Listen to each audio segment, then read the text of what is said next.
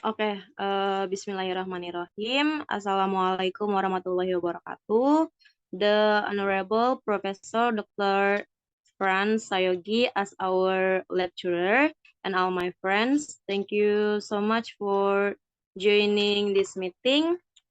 So today we are gonna discuss about deixis and definiteness. In group 5, there are Nada and me, Yulia. Okay, so next, please.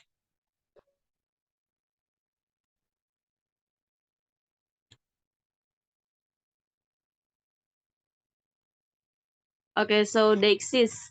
Most words mean what they mean regardless of who uses them and when and where they are used.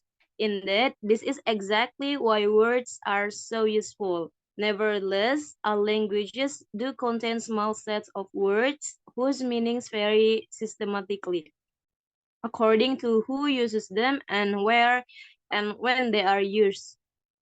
These words are called deictic words. The general phenomenon of their occurrence is called deixis. The word deixis is from a Greek word and the meaning is pointing. So, jadi kebanyakan kata memiliki arti yang sebenarnya, terlepas dari siapa, kapan, dan di mana kata itu digunakan. Semua bahasa mengandung sejumlah kecil kata yang maknanya bervariasi secara sistematis, tergantung dari siapa, kapan, dan di mana kata tersebut digunakan tadi. Nah, kata-kata tersebut disebut kata deiktik, dan fenomena umum kemunculannya disebut deixis. Next, please. A deictic word is one which takes some element of its meaning from the context or situation, the speaker, the addressee, and the time and the place of the utterance in which is used. Deictic word adalah kata yang unsur maknanya diambil dari konteks atau situasi pembicara, pendengar, waktu dan tempat ujaran tersebut menggunakan kata tersebut. Deixis juga bisa diartikan sebagai kata yang referennya selalu berubah, tergantung pada konteks. Nah, deixis ini ada 4 macam. Yang pertama, next, yaitu personal deixis. Personal deixis concern the encoding of participant in the speech event in which the utterance in question is delivered. The category of personal divided into 3. The category are first person is the grammatically of the speakers, reference himself. Second person, the encoding of the speaker reference to one or more addresses. The third person's encode of reference to person and entities that are neither speakers nor addresses of the utterance in question. Jadi, deixis personal berhubungan dengan pemahaman dua orang yang sedang berbicara. Sebagai contoh, kata ganti orang pertama adalah referensi penutur untuk dirinya sendiri. Orang kedua untuk menunjuk kepada salah satu atau lebih lawan tuturnya, sedangkan orang yang ketiga menunjuk selain dirinya maupun lawan tuturnya. Next, please. Nah, di sini ada example of personal deixis. Personal deixis words include subject pronouns I, you, we, they, she, he, it. Object pronouns me, you, him, her, it, us, you, them, and etc. So we are see the example. Di sini ada contoh katanya when Jen says I'll take the chocolate. Nah, the word I di sini itu mengarah ke si Jen yang ngomong I will take the chocolate gitu. And I ini bisa disebut sebagai deixis word gitu. Oke, next. Nah, yang kedua ada time deixis. Time deixis makes ultimate reference to participant role, so it's important to distinguish the moment of utterance from the moment of perception. There are several words that include time deixis, including now, yesterday, tomorrow, today, months, afternoon, and etc. Deksis waktu akan sangat mudah diketahui jika penutur dan petutur mengerti waktu percakapan dan maksud dari percakapan tersebut. Nah, di sini ada example yang bisa dilihat, we will meet today. Nah, today-nya ini itu mengarah misalnya ke hari ini, ke hari Rabu gitu. Si yang petutur gitu, yang mendengarkan itu ngerti, dia tahu gitu kalau kita akan ketemu hari ini, oh di hari Rabu, seperti itu. Oke, next. Yang ketiga ada place dexis. Um, Place dexis concern that the encoding of spatial location relative to the location of the participant in speech. A place or location can be a dexis if the place or location can be seen from the location of the people communicating in the conversation activity. Jadi dexis tempat berhubungan dengan pemahaman ruang atau tempat yang digunakan pada lokasi percakapan, sorry. Tempat atau lokasi dapat terlihat dari lokasi orang-orang yang melakukan pembicaraan. Misalnya ada dua orang di dalam di sebuah taman gitu ya. Terus di sini ada contohnya, misalnya eh, si cowok ini manggil come here James. Nah, si James ini ngerti, misalnya maksudnya si cowok ini tuh manggil si James untuk mengarah ke taman gitu. A place they exist can be seen from the use of demonstrative pronouns such as the words this and that, and can also be seen as demonstrative adverbs that express such as here and there. Contoh-contohnya ada kata this, that, here, there, and etc. Okay, next. Okay, for the social lexis will be delivered by Nada. Please, Nada. Okay, thank you so much, Julia, for the explanation. Now I'm going to continue the Dexis material. For the last Dexis is the social Dexis.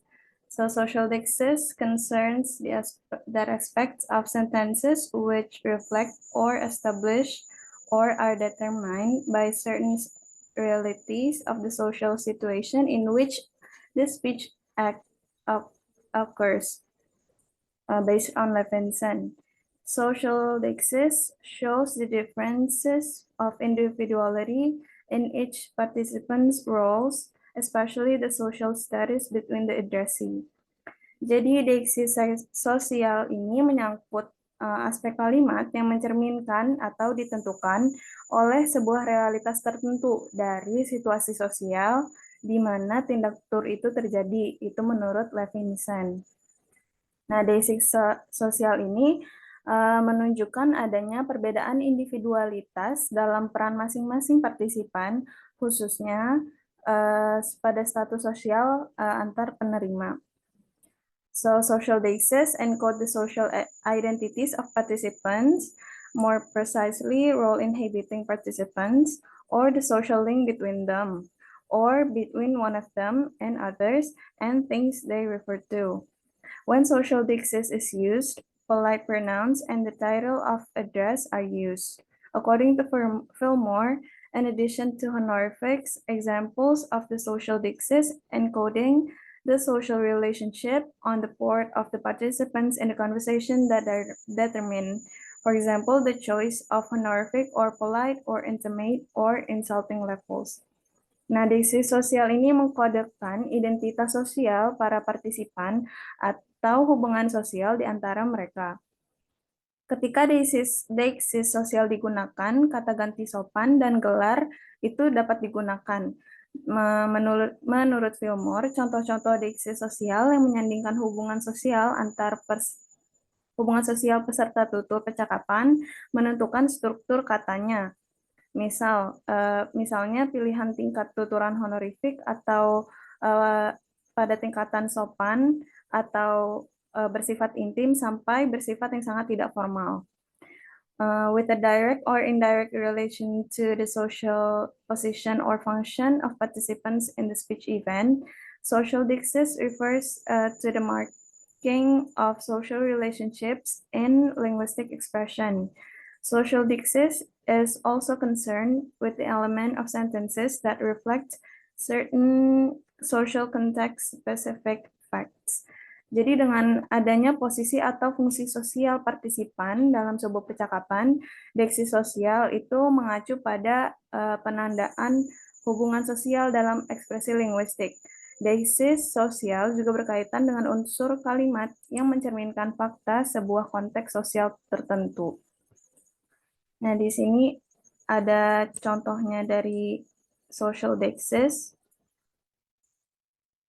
Ini seperti kata Mr. itu untuk laki-laki pria dewasa, and then Mrs. penggunaan kata Mrs. itu untuk wanita dewasa, and then brother for the older boy, and then professor, Mr. President, General, Your Honor, Your Highness, and Prime Minister. Terus ada penggunaan another example of the social deiksis itu in Indonesian is the using of the word death, which terdapat kata seperti mati, meninggal, wafat, atau mangkat itu untuk menyatakan keadaan meninggal dunia. Tapi di sini penggunaannya itu gives a different level of politeness. Jadi dari mati, meninggal, wafat itu mempunyai perbedaan level kesopanan penggunaannya. And then enough for the deiksis, we're moving to the definiteness. So definiteness is an important concept in linguistics to comprehend and express information. This is also a linguistic category that indicates the specificity and identifiability of a referent in a given context. It involves the use of specific language elements to clarify reference in communication, and it refers to how specific or clear a word or phrase is in identifying the entity being referred to. Jadi definiteness ini merupakan konsep penting dalam linguistik untuk memahami dan mengungkapkan sebuah informasi. Definiteness merupakan kategori linguistik yang menunjukkan sebuah kekhususan atau kemampuan identifikasi rujukan dalam konteks tertentu. Definiteness ini melibatkan penggunaan elemen bahasa tertentu untuk memperjelas rujukan dalam komunikasi dan mengacu pada seberapa spesifik atau seberapa jelas suatu kata atau frasa dalam mengidentifikasikan entitas yang dirujuk.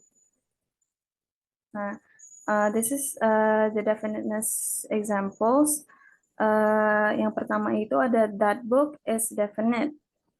The word that book is definite. It can only appropriately be used when the speaker assumes the hearer can tell which book is being referred to. Jadi kata the book itu dikategorikan sebagai definite karena kata ini hanya dapat digunakan secara benar dan secara tepat kalau penutur berasumsi bahwa pendengar dapat mengetahui buku mana yang dimaksud.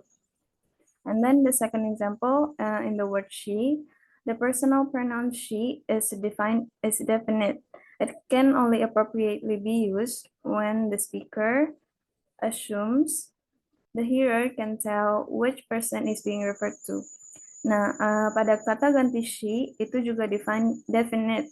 Kata ini hanya dapat digunakan secara tepat jika pembicara atau penutur berasumsi bahwa pendengar dapat mengetahui orang mana yang dimaksud, orang perempuan mana yang dimaksud. And then for the last is the earth is also definite. It is only thing in a normal universe of discourse known by this name. Jadi kata the earth itu juga definite. Term bumi itu hanya ada hanya satu-satunya. Oke, lanjut. Tadi terpotong. Tadi sampai kata the earth ya. The earth itu juga is a definite word karena ada the-nya di situ. Jadi it is the only thing in a normal universe of a discourse known by this name. Jadi kata the earth itu sendiri, term bumi itu hanya satu-satunya kata yang kita tahu bahwa bumi itu satu gitu, menunjuk pada hanya ke satu benda, satu benda yaitu bumi gitu. Dengan adanya kata the di depannya, penunjuknya. Nah, jadi ketiga ini, the book, she, and the earth itu dapat dikatakan sebagai kata definite, yaitu kata yang pasti, kata yang spesifik penunjukannya gitu. And then next, there are two main types of determiners. Yang pertama itu ada definite determiners, yang kedua ada indefinite determiners.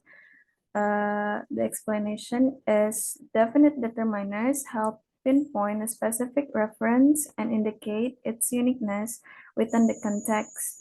Common definite determiners include the definite article the and the demonstrative pronouns this and that, and possessive determiners such as his or their. Jadi definite determiners ini membantu untuk menentukan spesifikasi dari referensi yang dituturkan.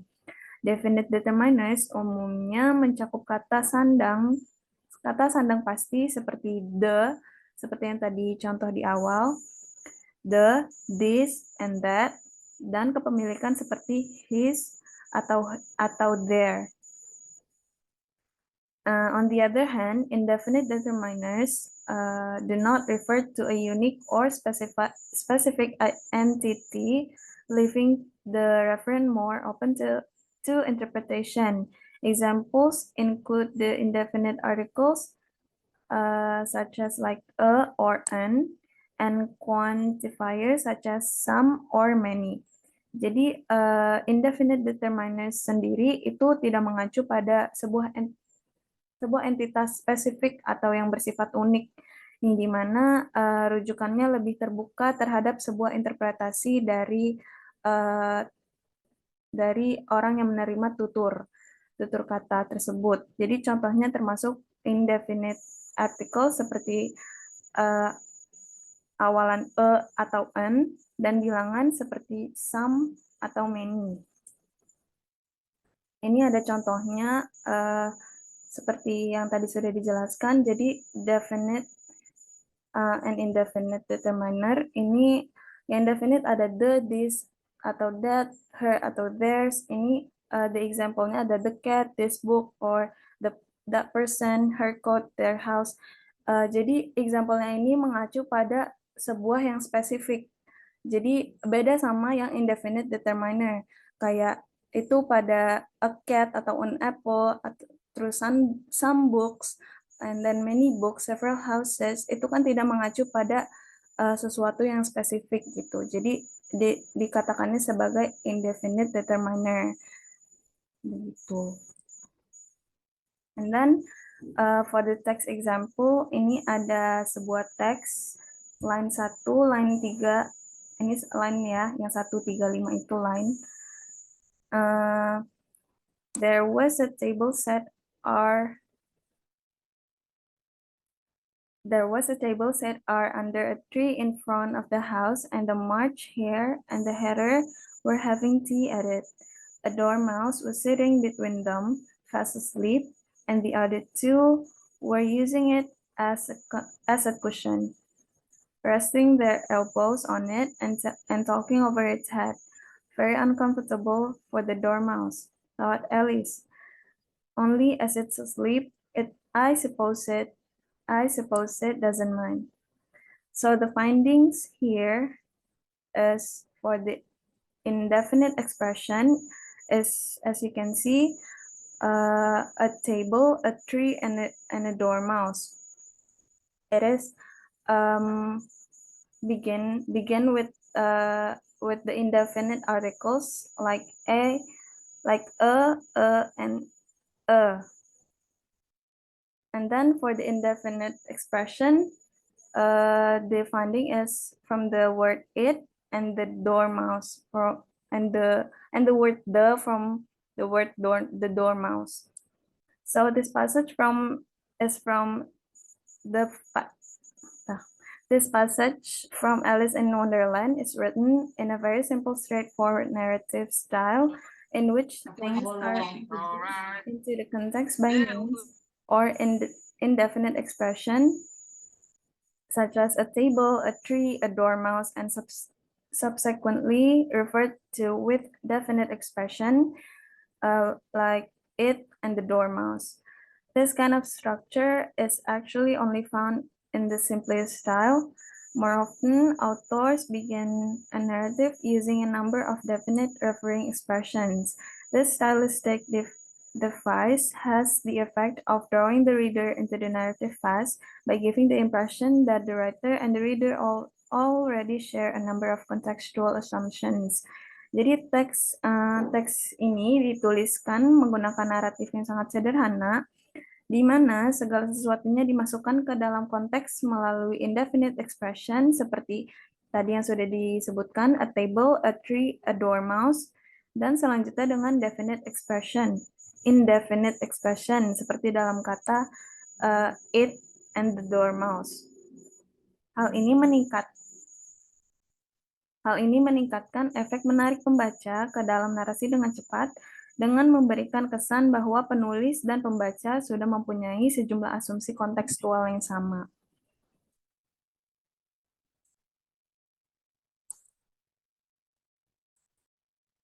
And then for the conclusion, so deictic expressions are those which take some place of their meaning directly from the immediate situation of the utterance in which they are used. Example from the speaker, the hearer, the time and place of the utterance. Examples of deictic words are I, you, here, now, and come.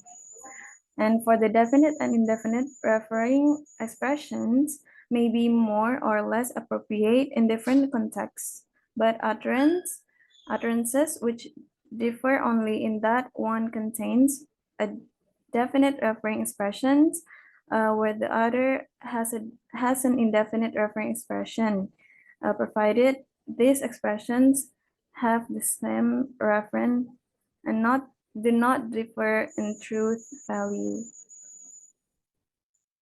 So that's all from us. Thank you so much for your attention. So let's have a discussion from this material. So yeah, questions is open. Yeah, guys, is there any question, comment, addition? Just open your mic.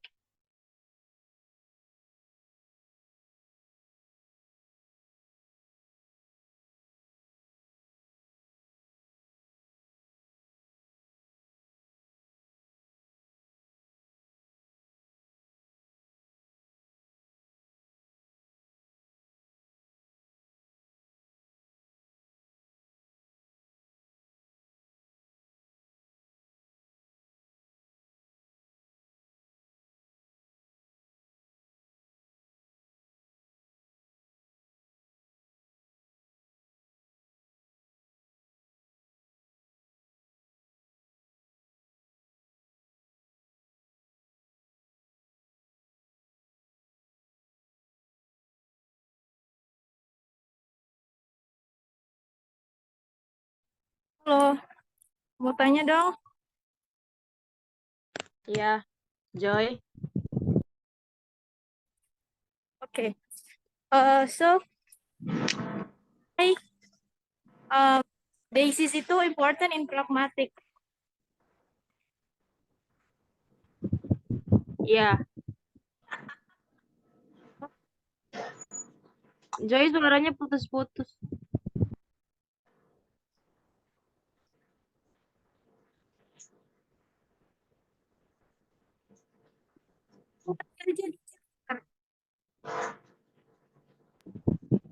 Halo Joy, suaranya putus-putus, boleh di chat aja.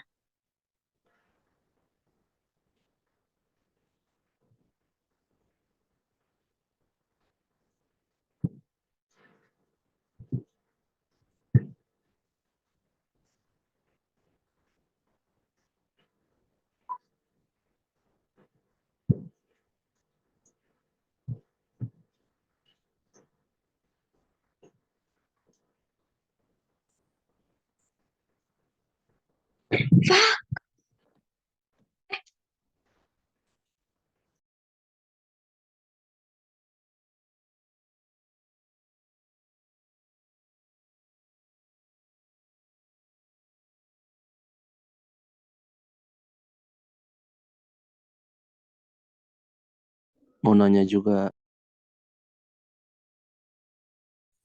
Oke, Umar. Iya, Umar. Oke, berarti ini tuh definite sama indefinite itu berarti intinya kalau definite itu jelas kepemilikannya gitu kah? Atau kayak gimana gitu? Terus kayak berarti emang udah mutlak ya untuk kayak misalkan ciri-cirinya kalau definite itu this karena mungkin apakah karena ya udah itu emang jelas gitu loh.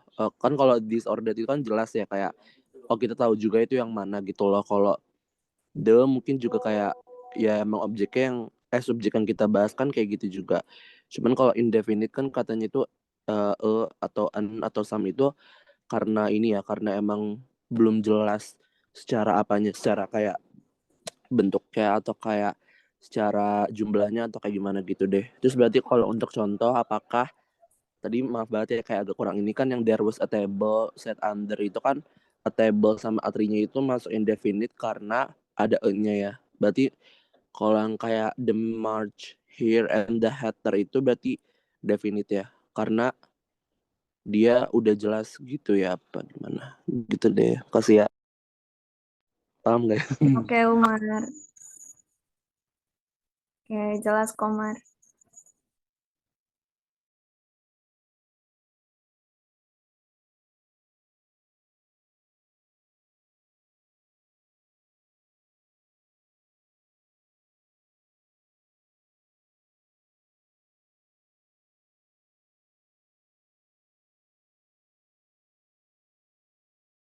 Izin menanggapi boleh pertanyaan Umar?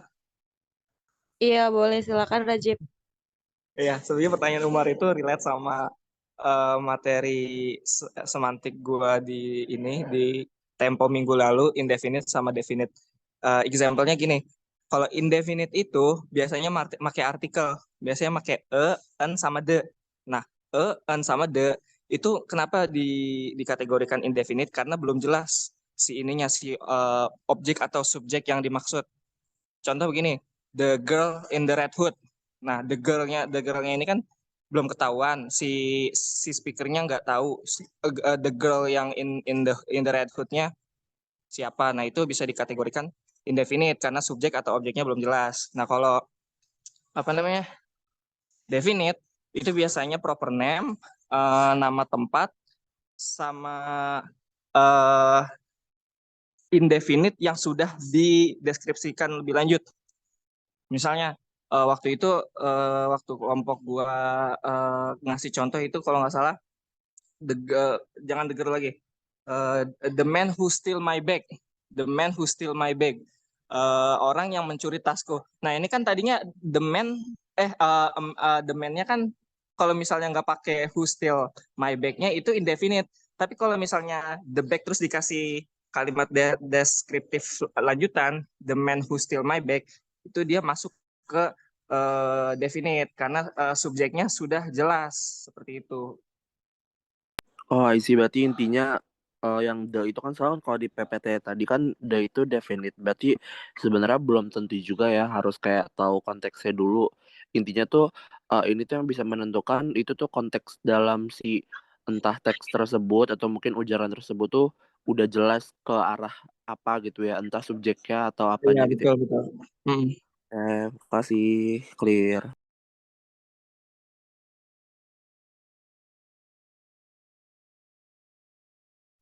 Thank you, Raji, for the explanation.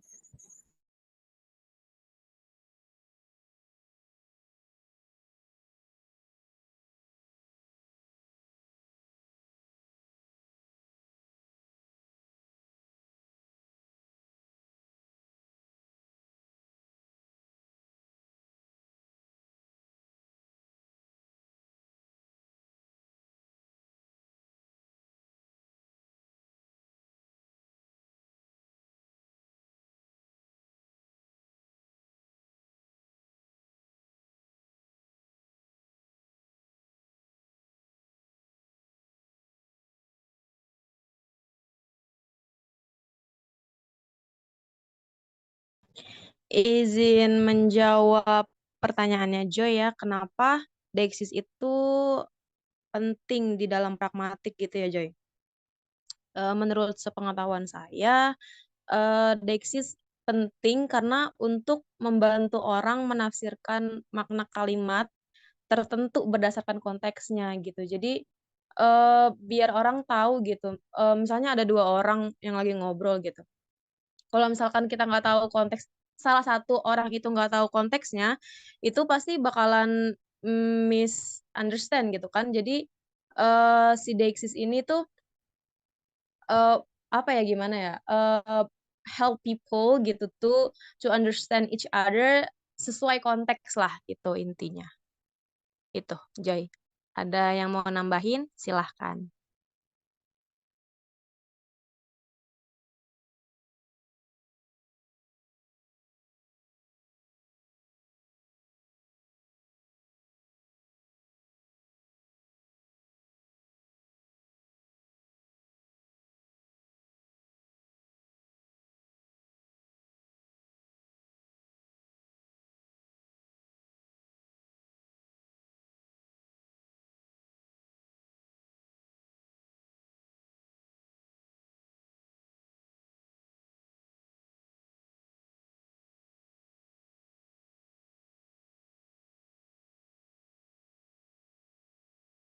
Iya Joy betul biar nggak ambigu.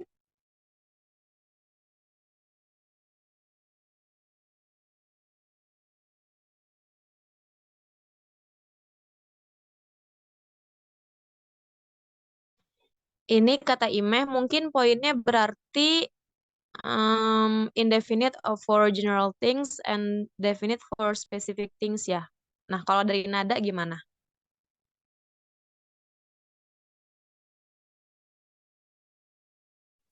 Iya bisa dikatakan seperti itu, tapi tadi seperti yang udah dijelaskan sama Rajif juga, itu sama yang tadi Umar juga udah clear, itu harus tahu sesuai konteksnya dulu dan sebenarnya general things itu bisa dikatakan sebagai apa ya tuturan yang asumsinya tuh terbuka gitu. Jadi masih belum jelas tertujunya gitu.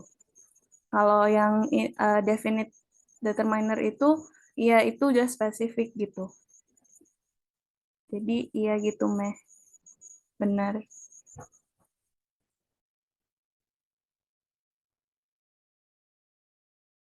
Ada lagi yang mau nambahin?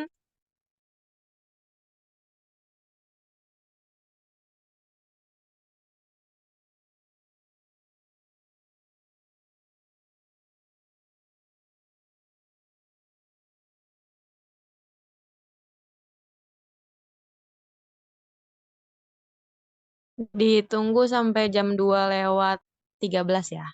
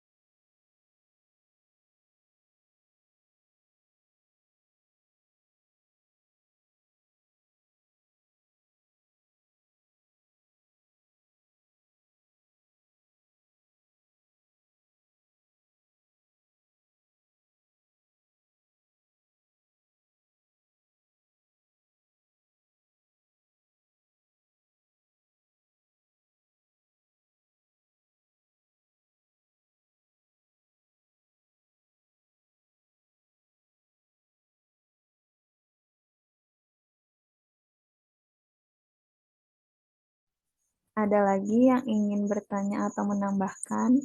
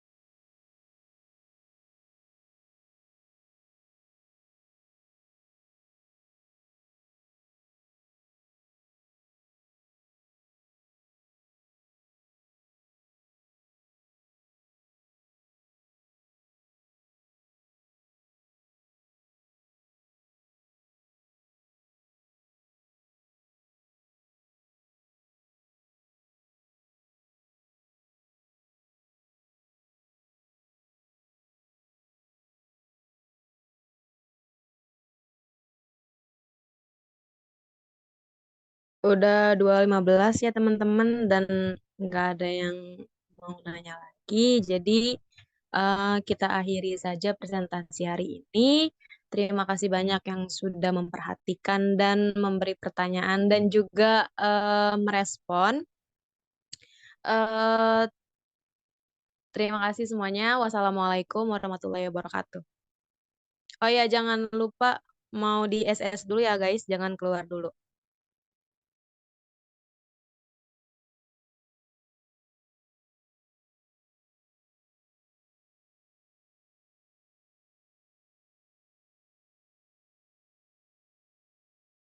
Udah belum, Nat?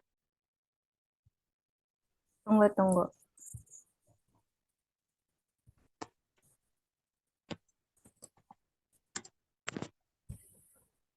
Oke, udah. Oke. Oh, oke. Yang mau on cam boleh on cam ya, guys. Yuli ngapain Yuli on cam Yul? Narsis aja lu. Ayo, Nat. Oke.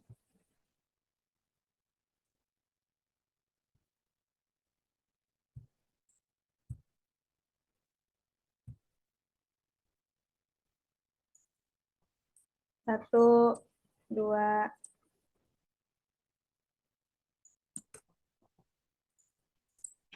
Lagi slide 2. Satu, dua. Oke, udah. Oke guys, terima kasih Terima banyak. kasih banyak semuanya. Oke, bye-bye. Makasih Teh Yuli, dadah. Ya.